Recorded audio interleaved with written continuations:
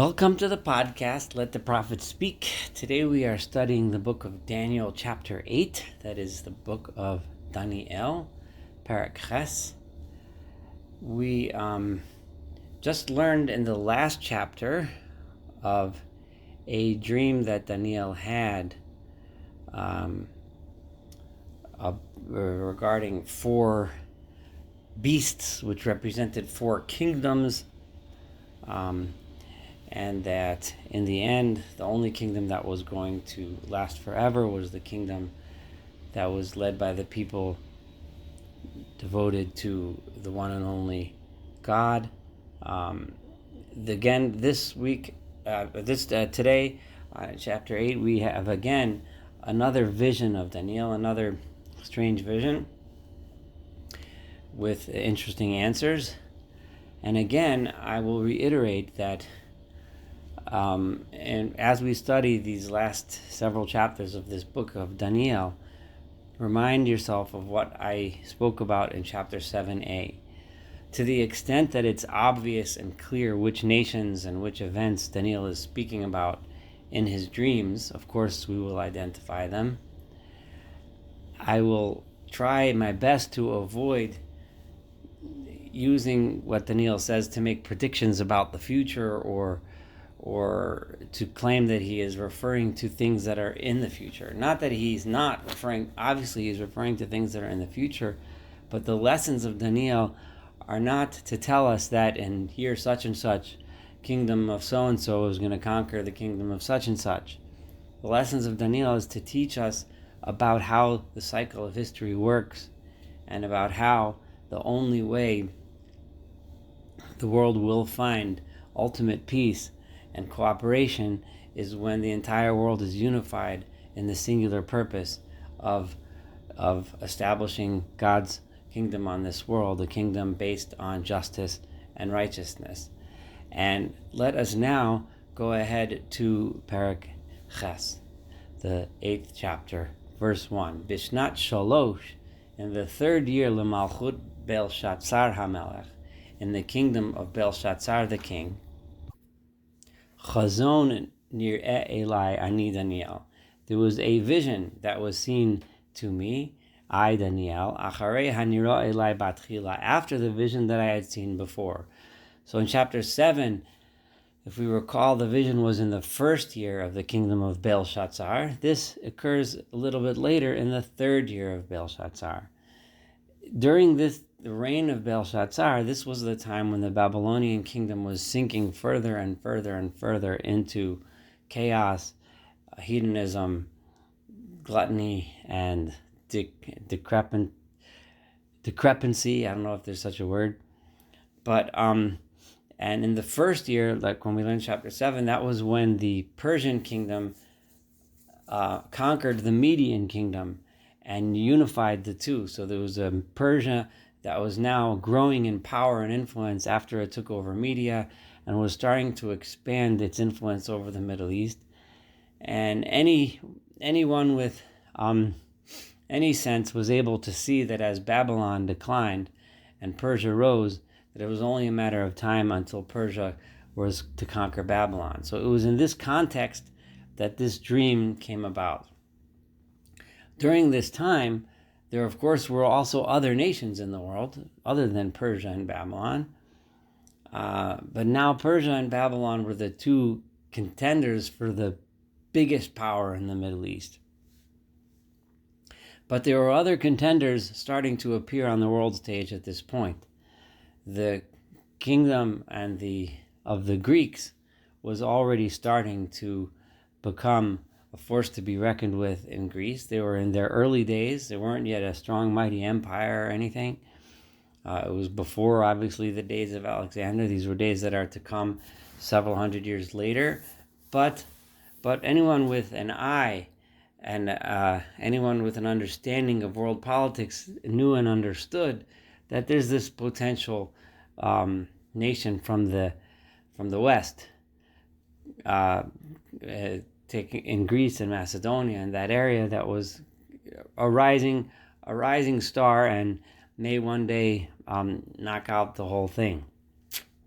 It's also, Egypt still existed as a kingdom, although it had lost a lot of its world power, but it was still an important country on the scene. And of course, there were other nations, but most of them had by this time been subjugated by Babylon and soon to be subjugated by Persia. So, it was in this context, I mention all of this so that we should understand the context within which Daniel sees these dreams. It's also a time, if you remember, it was not long before this. If you go back to the days before the Assyrian Empire, which is only a couple hundred years before this, where the concept of one nation being a world power and dominating the pretty much the entire known world of the Middle East was a concept that was really coming into play as how the world worked now.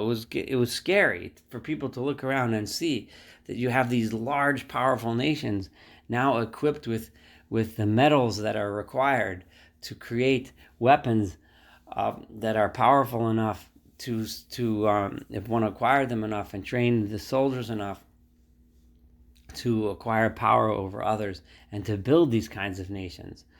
Until a few hundred years prior to this, it wasn't really possible to build these giant nations and giant empires. But now that it became possible, people looking at the world and observing the world would naturally be nervous about what stands to come, where this is all going to play out, how this is all going to work on the world stage. So anyway, V'ereh b'chazon, this is verse 2. And I saw in a vision, Vayihi bir'oti, and it was when I saw, Va'ani b'Shushan habira, I was in the city of Shushan, or Susa, I think is what it's called in Persian language, Habira, which is usually translated as the capital. Over here, it probably does not mean the capital. It probably means the fortified city of Susa, of Shushan. The city of Shushan is, of course, famous from the book of Esther. And this city, Asher be'elam HaMedina, which is in the region of Elam. We've had the region of Elam several times, and Elam generally appears as the easternmost edge of the known world at the time. It's the nation. They're closely related to the Medians, who are in turn closely related to the Persians, and and Elam would now be somewhere in modern day Iran, I guess. And Elam is pretty much, from the perspective of someone standing in Babylon, Elam is like the far most eastern country that was in their world view, and something that they'd be thinking about. They knew that lands existed even farther than that, but Elam would be the country on the far east edge. So I'm standing there in the capital. Remember, Daniel, by this point, is an older man, and he has had many years of diplomatic experience, and it wouldn't be unusual for him to travel to other capitals on various diplomatic missions on behalf of Belshazzar, the king of Babylon. And when I was there, I saw in a dream, and I was beside the river called Ulai River, which is a river in Elam. It's a place that he had probably seen at some point on his lifetime when he had traveled to Elam on a diplomatic mission. And here he visualizes himself there. And it's significant because in this place is a place where the Persians and the Medians have already taken and incorporated Elam into their ever-expanding empire. So Elam is representative of another country conquered by Persia, which, as we'll see soon, Daniel knows will be turning southward soon and expanding into Babylon and taking over that as well. And I raised my eyes, this is verse 3, and I forgot to note that this chapter 8 switches back to Hebrew. Presumably, the reason for switching back to Hebrew from Aramaic is because he's not in Babylon, at least in the dream he's not in Babylon. Babylon's power and Babylon, which was allied with the Chaldeans, the lingua franca was Aramaic. So when things were taking place in the Babylonian court, the language of the book was Aramaic. Now, he's no longer, Babylon is on its way out the door, and Persia is on its way in. So Daniel switches back to his own native language, which is Hebrew, for the remainder for these chapters here. So I saw and I looked up and I saw there was a ram, Omeid lifnei ha'oval, that was standing in front of, between me and the river. So it was standing in front of the river, velo kronoim, and it had two horns. Kronaim gvohos, they were very tall, big horns. V'achas gvoh menashenes, one of them was taller than the other. V'hagavoa ola ba'acharona, and the higher one was growing second. So it was, I guess, a little bit behind the one that was in front of it. But there was two horns, and one of them was especially large horn. A ram is a symbol of power. The horn is a symbol of the ram's ability to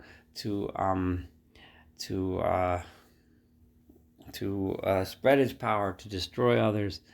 And I saw, this is verse 4, I saw this ram, menageach yama b'tzavona v'negba. He was goring in all directions. Yama meaning westward, towards, which would be westward towards the Mediterranean, v'tzavona and northward, v'negba and southward. It was attacking in all different directions. V'chol chayot lo yamdu lefanav, and no animals were able to stand in front of this ram. Ve'ein matzil miyado, no one could save themselves from him. V'asa kirtzono v'yigdil, and it did whatever it wanted, and it kept growing more and more powerful. V'ani hayisi mevin, and I was looking and thinking about what I was seeing. V'nei tzvir ha'izim, and then I saw a male goat, Bamin Hamarav, that was coming out of the west. Al Pnei Chol Aretz. It was passing over the entire earth. It was like a flying goat.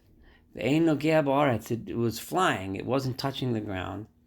V'hatzefir Karen Chazus Beinav, had a horn between its eyes. So he's describing basically a unicorn, although the unicorn was a goat unicorn and not a horse unicorn like we think of from Disney mythology. But he's definitely describing a flying goat with a single horn between its eyes. And it was flying from the west. Vayavo ada ayel bala karnaim, and it came to this ram, and it reached, as it flew, it then landed near this ram that had the two horns that I described before, Asher Isiome Lifneu, all the one that was standing in front of the river. Vayaretz elav b'chamas kocho, and it charged at this big ram with full force. Uritziv magia etzel ha'ayel, and I saw as it reached and crashed into the ram, vayismarmar elav vayachas ha'ayel, and it gored against it, and it struck down the ram. Vayishaber et shtei kronov, and it struck and it broke its horns. And there was no strength in this ram to stand in front of this unicorn. And he threw the ram to the ground, and he trampled on top of him, and no one could help the ram from this unicorn. So the unicorn, this was stronger than the ram, conquered the ram, and the ram was done for. You may already be getting some ideas about what the identities of what these things represent, but we're going to discuss that soon, because Daniel himself is going to address what they stand for. And then the unicorn grew really, really big and strong. And as it grew really, really strong, its big single horn eventually grew so big that it just fell and cracked. And it broke into four pieces, that went in four directions. Now, if you remember from last chapter, 4, and this number 4 appears in all of these dreams.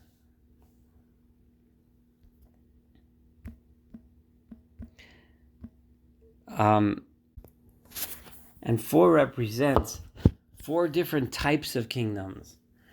They and the cycle of the different kingdoms, one conquering the other, each one with a different way of ruling the world. The four kings in the dream of Nebuchadnezzar, which was the big statue of the gold and the bronze and the copper, represented four different types of kings. The four different animals that we described before. So now he's saying that the singular unicorn comes and conquers everything, but then he also breaks into those four kings, where you have this cycle continuing of those four groups. And from one of these pieces of the horn, Yatza Karanachas Mitzeira, a little horn grew out from the smallest piece. Vatigdal Yeser El Hanegev El Hamizrach Ve'el Hatzevi. And this one grew greatly towards the south, towards the east, and towards the Tzevi, which means the beautiful land, which is generally assumed here to mean the land of Israel. Vatigdal Ad Tzivah HaShamayim, and this one horn grew as high as the heights of the heavens. Vatapel Artza Min Hatzava Umin HaKochavim Vatirmeseim. And so much so that it threw to the ground from the stars in the heavens. It was this horn grew so strong and so powerful that it even threw down stars from the heavens and crushed them. But then it got so high, until it finally got to the master of the hosts of the heavens, generally assumed to be God himself, right? He grew to confront God himself. Umimenu huram hatamid v'hushlach mechon mikdasho. And because of his rebellion against God himself, the sacrifice in the temple, the tamid, which is the consistent daily sacrifice in the holy temple that was brought every day to God, was ended. In other words, they were able to effect the worship of God in his temple on this earth. V'hushlach mechon mikdasho, and people abandoned his holy temple. V'tzavati natena ala tamid b'fasha, and then there was an army that gathered together and gathered itself against, in order to stop the tamid, in order to stop the sacrifice, the daily sacrifice in the temple from being brought b'pasha, in rebellion against God. Vatashlech emet arza, and truth was thrown to the ground. Truth is also represented in God. She was successful at throwing the truth of God to the ground. In other words, the horn of the unicorn broke into four pieces, and one of those four pieces rose to power, took over control of the land of Israel, to the extent that it actually rebelled directly against God. And then I heard presumably a holy angel speaking. And then and he said to another one of the holy angels, to the other one who was speaking, how long can this last for? How long can this rebellion against God last for? How long could this vision of the worship of God, the daily worship of God, be held off because of these enemies? Tate vakodesh v'tzava mirmas. How long could the hosts of the heavens and the holiness and the offerings of the people towards God be crushed and trampled? Vayomer Eli, and he said, Ad erev boker, until there are mornings and nights, alpayim shlosh meos, 2,300 mornings and nights, v'nitzdak kodesh, and then the holy place of God will be purified. These verses, it's impossible not to mention that clearly this sounds like the unicorn being the empire of Alexander the Great, who flew and trampled over the entire Middle East. After his death, it split into four kingdoms, one of which, under Antiochus Epiphanes, became the leader over the land of Israel, and he did stop the worship in the temple, and then eventually at some point the temple was restored. So I'm saying this because it just seems so obvious, but I want to protect us from the danger of saying this, because not that it's not true that Daniel might have been prophesying about those days and the redemption of the temple by the Hasmoneans, by the Chashmonaim, which we celebrate on Hanukkah, but and the evil decrees of Antiochus being the one who was decreeing against God. But the point here is that I want to raise it higher, and remember that the what he means by the 2,300. There's been as many as there are commentators. There are interpretations and calculations of when this 2,000 years, 2,300 days and nights or years or whatever it means end, and when the final day of reckoning is going to be. When do you start counting? When do you end counting? Is it days? Is it nights? Is it years? Is it this and that? Point here is that that I see this big beast, which is Persia. That's the first isle, the first ram, who's overpowering everything. But then the unicorn can come flying from the east, and yes, in his mind, I see Greece. They're going to come and they crash it all. But then they're also going to fall apart into 4 separate nations and continue that cycle. Some of those nations are going to rebel against God. Some of those nations are going to think that they're greater than God himself. When will it ever end? Yes, it will end at some point in the future, when the rebellion against God will be crushed and the people will once again unite and once again worship God in his holy temple in Jerusalem. So it's talking about a cycle. Did it partly happen during the Second Temple period? Yes. Is it something that's going to happen someday in the future? Yes. But is he making a specific prediction about exactly when, what, or which, or why, or who? No. And that's the point that I've been trying to make during this entire reading of Daniel. And our sages often warn us against trying to make predictions based on these numbers that Daniel is saying, but rather we should learn the lessons he's trying to teach. This is verse 15. And when I, Daniel, saw this vision, I wanted to understand it. A person who appeared like a human being, presumably an angel, but he had the appearance of a human being in my dream, was standing next to me. And I heard the voice of a man coming out of the river. Vayikra Vayomar, and he said, Gabriel, haben lahalozes hamara. He called the man who was standing next. A voice came from the river and spoke to the man next to me, and called him by his name, Gabriel or Gabriel. Explained to Daniel what he just saw. Vayavo etzalamdi. So the man, now I know he's the angel Gabriel, comes next to me. Uvavao nivati, and I was afraid. V'aplo panai, and I fell on my face. I knew that he was an angel of God.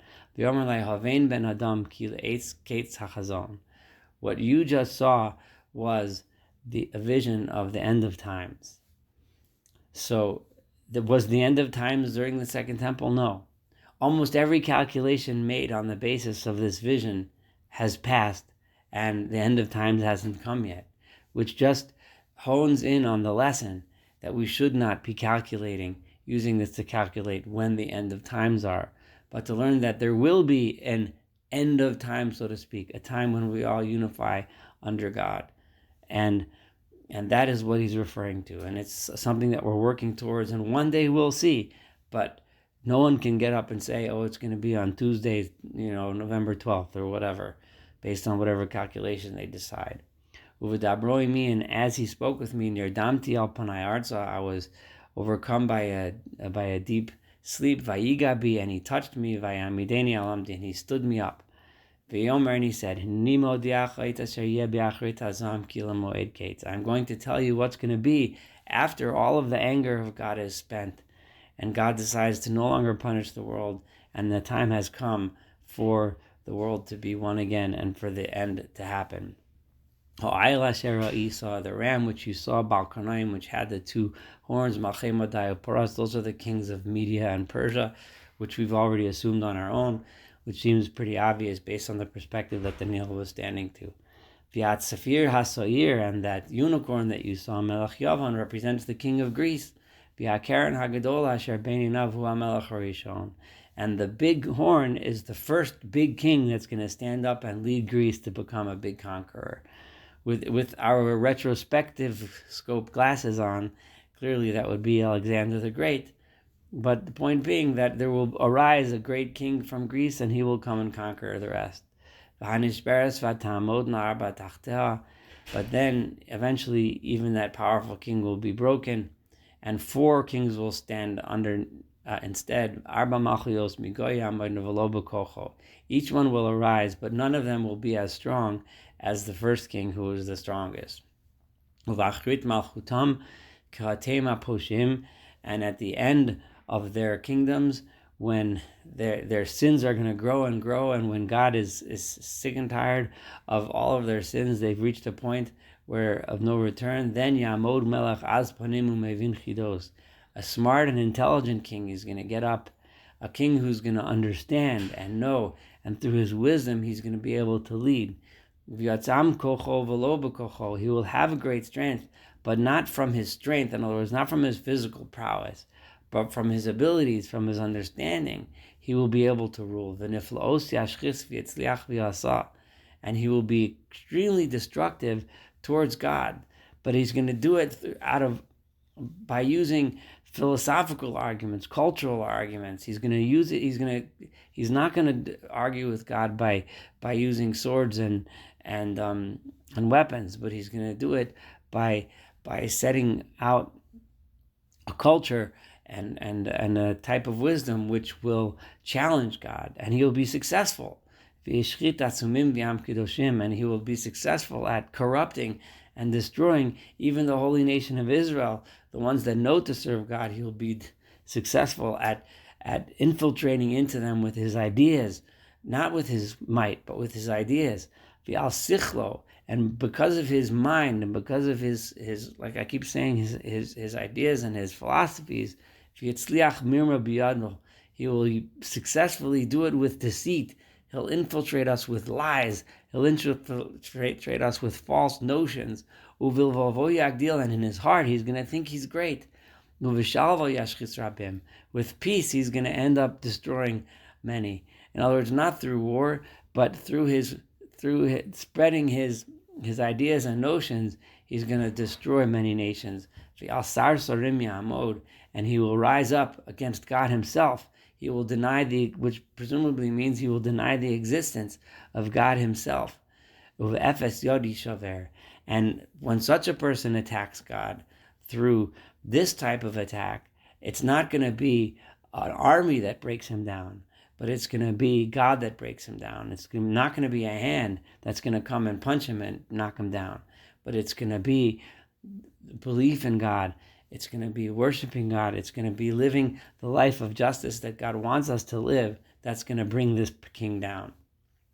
And that which you saw, that there's going to be many mornings and nights, that is also true.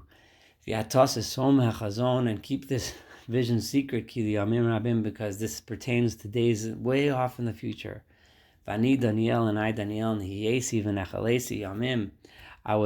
I was very ill and struck, sick and worried for many days after having this vision. I got up, I